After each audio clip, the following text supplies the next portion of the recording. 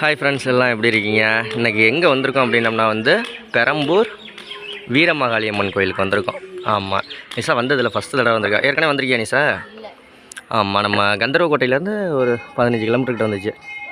நல்லா சாமி கும்பிட்டாச்சு. நான் தியா ஹாய் ஹாயெல்லாம் சொல்கிறதில்ல. இது பாருங்கள், அருள்மிகு அன்னதான மண்டபம் வீரமாகாளியம்மன் கோயில் பெரம்பூர். ரொம்ப ஃபேமஸான கோயில். இந்த கோயில் என்னென்ன நிஷா, நவகிரக அம்மன் கோயில் இருக்குல்ல, அதில் நினைக்கிறேன். எவ்வளோ இது பற்றி ஆடு வெட்டுற ஆடு கோழி எல்லாம் வெட்டுற இடம் இல்லாமல். ஓகே ஃப்ரெண்ட்ஸ், வாங்க பார்ப்போம். கோயில் உள்ள வீடியோ எடுக்க முடியாது, அப்படியே வெளில போவோம். பைக்கெல்லாம் பார்க்கிங்கில் பாடிருக்கோம். நாங்கள் சாமி கும்பிட்டாச்சு கிளம்ப வேண்டியதான். நட ஏதோ விசேஷம் போல இருக்கு. இல்லை, எப்போவுமே விசேஷமாக தான் இருக்குன்னு நினைக்கிறேன்.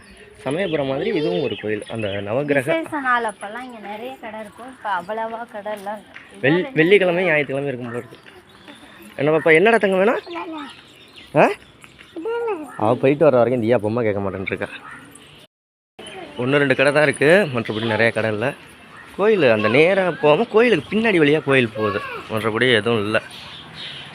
ஓகே, நிறைய சீட் எழுதி கட்டிக்கிட்டாங்க. என்னடா தங்க பொம்மையா? அடுத்த கோயிலுக்கு போகணும்னா நம்ம நிறையா கோயிலுக்கு போகிறோம்ல, அங்கங்கே வாங்கிக்கலாம். வெக்காளியம்மன் கோயில் இருக்குல்ல, அங்கே சீட்டு மஞ்சள் கலர் எழுதி கட்டுவாங்க. அந்த மாதிரி மஞ்சள் கலர் சீட்டு மஞ்சள் கலர் நூல் தருவாங்க. அதில் எழுதி அவங்களோட வேண்டுதலை எழுதி கட்டுவாங்களா, அதே மாதிரி இங்கே நிறைய இடத்துல கட்டியிருக்காங்க. மரத்தில் இதில் எல்லாத்துலேயும் அங்கேயே பிரார்த்தனை சீட்டு வைக்கிறாங்க, 10 ரூபாக்குள்ள. புதுக்கோட்டை மாவட்டம் தான், குளத்தூர் வட்டம். நாங்கள் காலையில் கிளம்புனோம், இப்போ தான் கோயிலுக்கே வந்தோம். சரி, கிளம்புவோமா? ஓகே ஃப்ரெண்ட்ஸ், பாய்.